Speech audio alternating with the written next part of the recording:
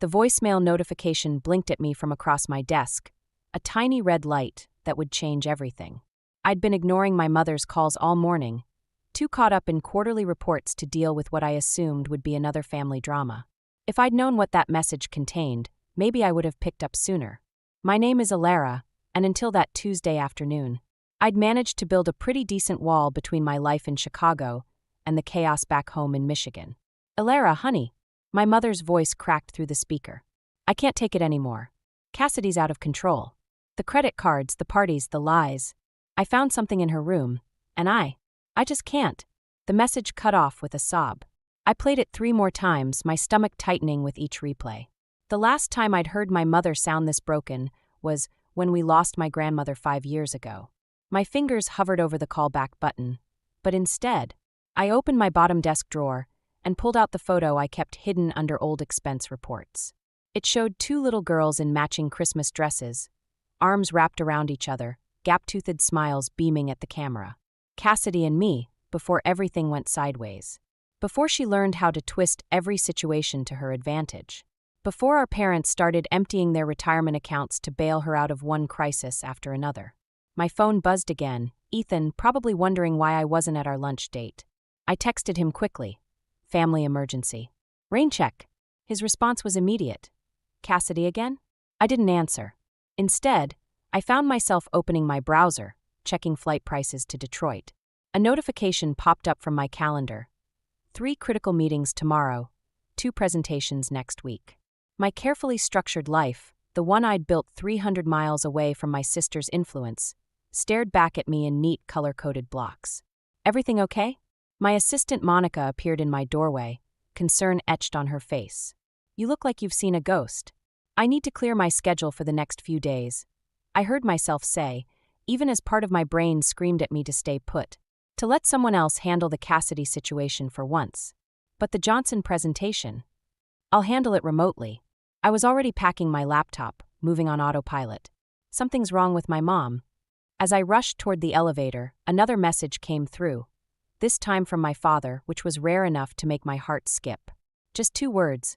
Come home. The doors closed, and I caught my reflection in the polished metal. I looked exactly like my mother did in old photos, right down to the worried crease between my eyebrows. The same crease she'd developed dealing with Cassidy's first big crisis at 16. I'd sworn I wouldn't let my sister's drama affect my life anymore. But here I was, running home again. Only this time felt different. This time, I wasn't going home to help. I was going home to end it. The bass from Cassidy's party rattled the windows of our childhood home as I pulled into the driveway. 3 unfamiliar cars were parked haphazardly on the lawn, and empty wine bottles lined the porch railing like tiny soldiers standing guard. My mother's carefully tended rosebushes had been trampled, their broken stems a perfect metaphor for what I was about to walk into. I found my parents in the kitchen, Dad slumped at the table while Mom methodically loaded the dishwasher. They looked smaller somehow, worn down like old furniture that had seen too much use. Oh, honey, Mom straightened up, forcing a smile. We didn't expect you until tomorrow. Caught an earlier flight. I set my bag down, noting the stack of unopened bills on the counter. Where's Cassidy? A burst of laughter from the backyard answered my question. Through the window, I could see my sister holding court by the pool, surrounded by people I'd never seen before. Her husband Ryan lounged nearby, scrolling through his phone with practiced indifference. She said it was just going to be a small get-together, Dad muttered, not meeting my eyes. To celebrate their anniversary. Their anniversary was 3 months ago. I opened the fridge, finding it stocked with expensive craft beers and virtually no food. What's really going on here? Before either could answer, Cassidy burst through the back door, her designer sundress splattered with what looked like red wine. Alara, my favorite big sister. She threw her arms around me, smelling of alcohol and that signature perfume she'd worn since high school. You're just in time for the fun part. Cassidy, we need to talk about. Later. She waved dismissively, grabbing a fresh bottle of wine.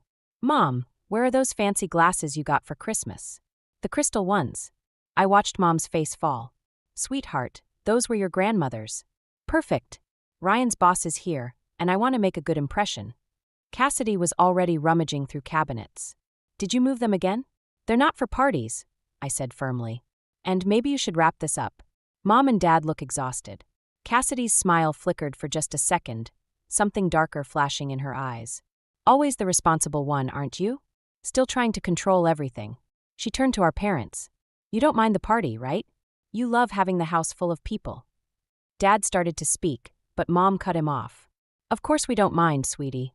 Just, maybe keep the music down. I watched my sister bounce back outside, victory written all over her face. The moment the door closed, Mom's shoulders sagged. How much has she taken this time? I asked quietly. Elara, please, Dad warned. Not now. But I'd already spotted the bank statement peeking out from under the bills. Before anyone could stop me, I pulled it free. The negative balance made my stomach lurch. Jesus Christ, I whispered. How long has this been going on? Through the window, I could see Cassidy raising a toast with what I assumed were grandmother's crystal glasses. She caught my eye and raised one higher, a challenge in her smile. That's when I noticed Mom's wedding ring was missing.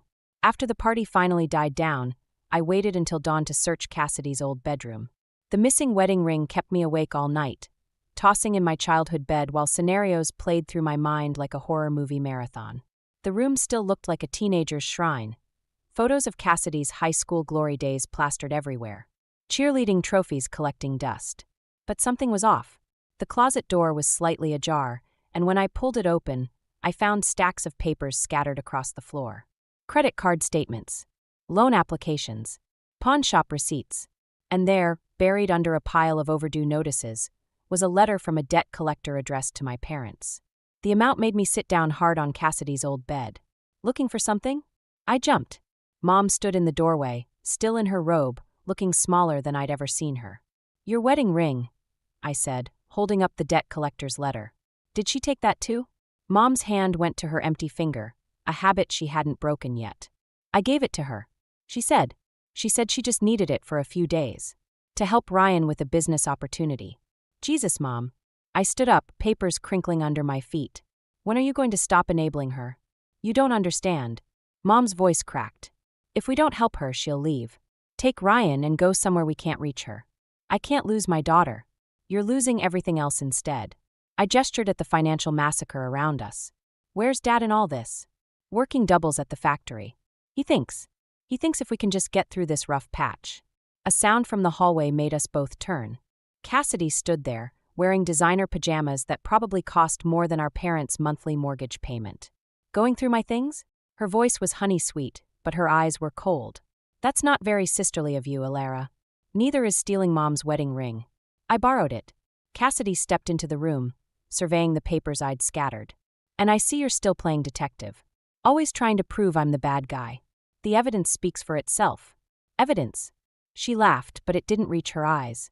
You mean proof that our parents love me enough to help when I need it? Unlike some people who abandon their family for a fancy job in Chicago. That's not fair, Mom started, but Cassidy cut her off. Life isn't fair, Mom. But at least I stayed. At least I visit more than twice a year. At least you what? I stepped closer, feeling something snap inside me. At least you bankrupted them? At least you pawned Mom's ring? What's next, Cassidy? The house. For a split second, something flickered across my sister's face. Guilt, maybe, or fear. But then her mask slipped back into place. You should go back to Chicago, she said softly. You clearly don't belong here anymore.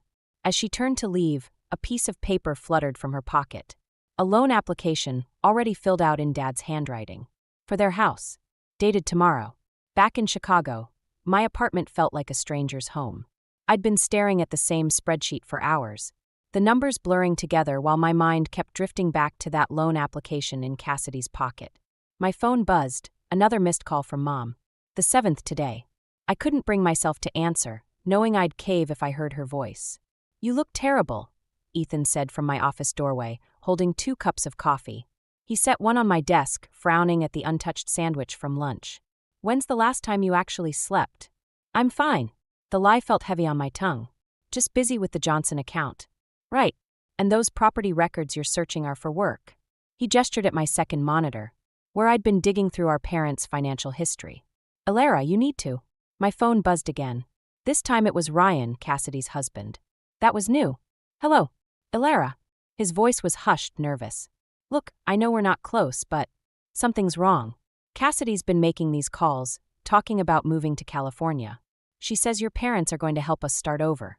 My coffee cup froze halfway to my mouth. What? She's got all these papers spread out, talking about selling the house. Your parents' house. I tried asking questions, but she just... He paused. I think she's planning something big. And I don't think your parents know. The line went dead. When I tried calling back, it went straight to voicemail. What happened? Ethan asked, watching my face. Before I could answer, an email notification popped up. From my bank. A transfer confirmation for $50,000 to my parents' account. No, I whispered, pulling up my banking app. No. There it was. A transfer I never made, authorized with my credentials. My emergency fund gone. Someone hacked my account. But even as I said it, I knew that wasn't true. Only one other person knew my password. The same person who'd helped me set up my first online banking account years ago. The same person who'd insisted on using our mother's maiden name as the security question. My phone buzzed one final time. A text from Cassidy. Thanks for the loan, sis. Don't worry, Mom and Dad won't have to know where the money came from. Ethan read the message over my shoulder. Call the bank. Report it as fraud. I can't. My voice sounded distant, even to myself. She'll tell them I authorized it. It's her word against mine, and she has my password. They'll think I'm trying to commit fraud. Then call the police. And send my sister to jail? Destroy what's left of my parents' lives. I looked up at him, seeing the worry in his eyes. There has to be another way. There is, he said quietly. You can let her win. Again. Or you can finally stop protecting everyone else and fight back. My screen lit up with another email. A receipt for 2 one-way tickets to Los Angeles, purchased with my emergency fund. Departure date, 3 days from now. The choice Ethan laid out suddenly seemed crystal clear. It was time to stop playing defense. The bank manager's office felt too small, too warm. I'd been sitting here for an hour, explaining how my sister had accessed my account, while he looked at me with practiced sympathy that didn't reach his eyes. Unfortunately, Miss Mitchell, since she had your authorization, she stole my password, which you shared with her. He closed my file with a quiet finality. Legally, this is a civil matter. My phone buzzed, a text from Dad. Coming home for dinner tonight? Your mother's making your favorite. I stared at the message, my throat tight. They didn't know yet. About the money, about Cassidy's plans to leave, about any of it. The elevator ride to my office felt endless. When the doors opened, Monica was waiting with a stack of papers and a worried expression. Your sister called. 3 times. She said it's about your parents' mortgage. Before I could respond, my computer pinged with a new email. From our family's bank, addressed to Dad but copied to my work email. Probably Cassidy's doing. The subject line, second mortgage approval. My hands shook as I opened it. The amount made my stolen $50,000 look like pocket change. Cancel my meetings, I told Monica. All of them. But the Johnson presentation. Cancel it. The drive home took forever and no time at all. When I pulled up, Cassidy's car was in the driveway, along with an expensive-looking moving truck. I found them all in the living room. Mom was crying, Dad looked shell-shocked, and Cassidy was beaming. Perfect timing, she chirped. I was just telling them about our amazing plan. Our plan. How you're helping us move to LA. The $50,000 you're contributing to our fresh start. She turned to our parents. See, even Alara agrees we need this change. And with the money from the second mortgage, we can. There is no we. My voice came out steadier than I felt. And you're not getting that mortgage. Cassidy's smile flickered. Don't be silly. The papers are already signed. No, they're not. I pulled out my phone, showing them the email I'd sent to the bank during my drive. I reported potential fraud. They've frozen everything pending investigation. The silence that followed was deafening. Then Cassidy laughed, but it sounded wrong, sharp-edged. You wouldn't dare. She looked at our parents. Tell her she can't do this. Tell her. They can't stop me. I stepped closer, seeing real fear in my sister's eyes for the first time. Just like they can't stop me from pressing charges about my stolen money. Or reporting the credit card fraud. Or, you'd send your own sister to jail? Mom whispered. No, I said, watching Cassidy's face. I'm giving her a choice. Stay, face what she's done, get help. Or leave. But if she leaves with nothing. No more money. No more bailouts. No more destroying this family to feed her endless needs. Cassidy's mask cracked completely. You self-righteous bitch. You think you can just... The police are already reviewing the evidence. I lied, watching her face pale. Your choice, Cassidy. But make it fast. Behind her, through the window, I could see Ryan loading boxes into the moving truck, rushing like he knew time was running out. Cassidy threw the first punch. Not literally, she was always smarter than that. Instead, she called the police herself. I watched from our parents' front porch as two officers approached, their faces professionally neutral. Behind them, Ryan was still loading boxes, pretending not to notice the unfolding drama. "She's trying to extort me," Cassidy sobbed, perfectly composed tears streaming down her face. "My own sister is threatening to falsely accuse me of fraud unless I give her control of our parents' house."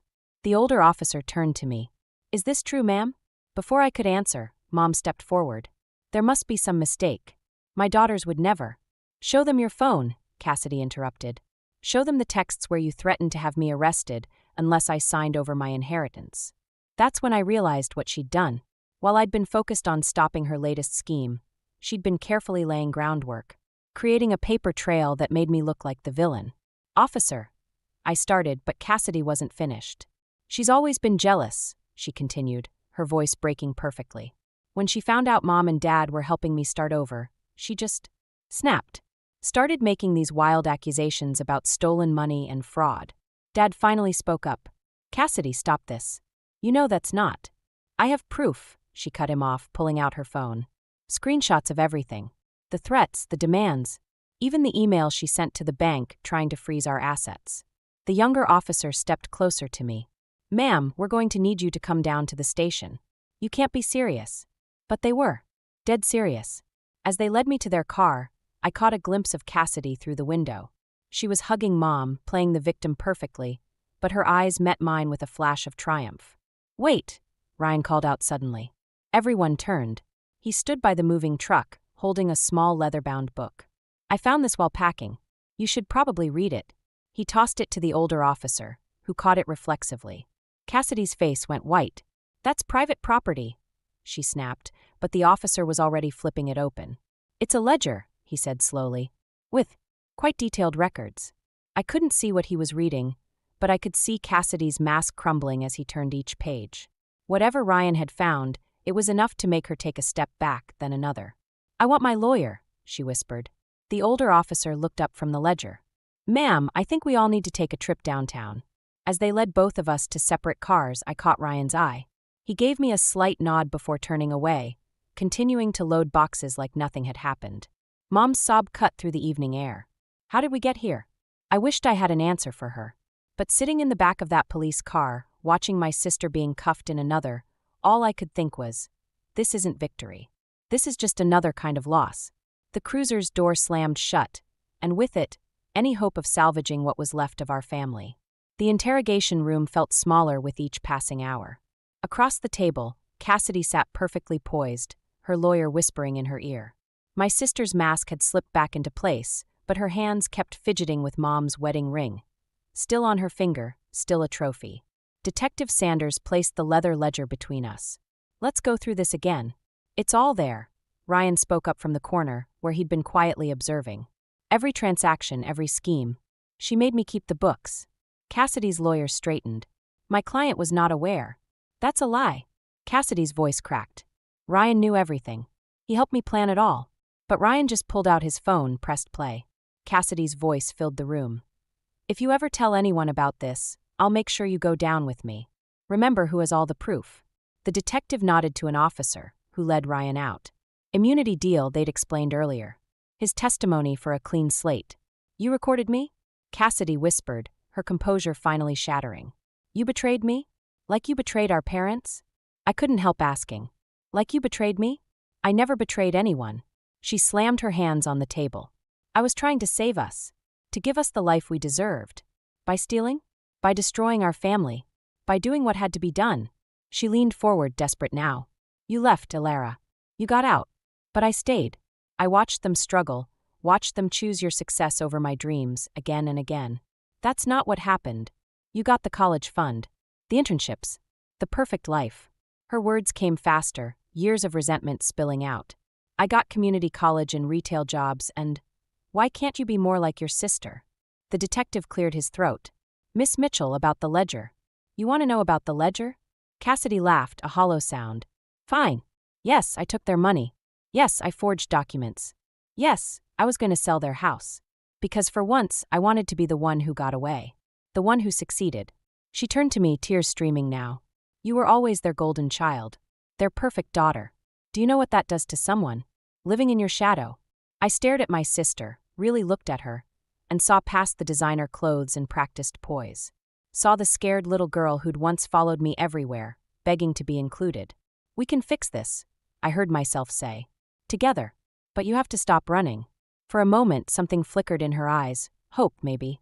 Or fear. Then she straightened, wiped her tears, and said the words that would change everything. I want to make a deal. The detective leaned forward. What kind of deal? I have proof, Cassidy said quietly.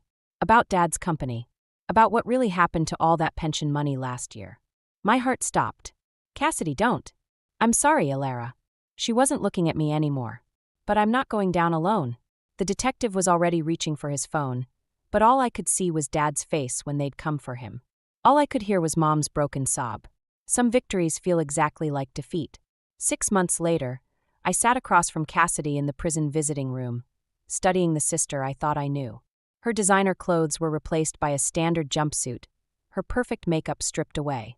She looked younger somehow, more like the girl from our childhood photos. Dad's sentence was reduced, I said, breaking the silence. 3 years instead of 10. The judge considered his cooperation. Cassidy nodded, picking at a loose thread on her sleeve. And Mom? She's selling the house. Moving in with Aunt Sarah while Dad's away. I paused. She's wearing her ring again. Ryan found it in your jewelry box. Something flickered across Cassidy's face. Regret, maybe, or just exhaustion. Ryan got his fresh start after all. Just not with me. The guard called out a 5-minute warning. Around us, other families were hugging goodbye, making promises, sharing tears. We sat in our strained silence. I found something while packing up your room, I said finally, sliding an old photo across the table. 2 little girls in matching Christmas dresses, gap-toothed smiles beaming at the camera. You kept it all these years. Cassidy's fingers trembled as she touched the photo. That was before. Before what? Before I realized I could never be you. She looked up, eyes clear for perhaps the first time in years. I didn't start out wanting to hurt anyone, you know. I just wanted to prove I could succeed too. But each lie needed another lie to cover it. And then it was too late to stop. She nodded, then pushed the photo back to me. Keep it. I don't deserve memories like that anymore. I stood to leave, but something made me hesitate. The therapist you're seeing in here, Mom mentioned you're actually talking to her. Yeah. Cassidy's laugh was soft, bitter. Turns out when you hit rock bottom, there's nowhere left to hide from yourself. Good.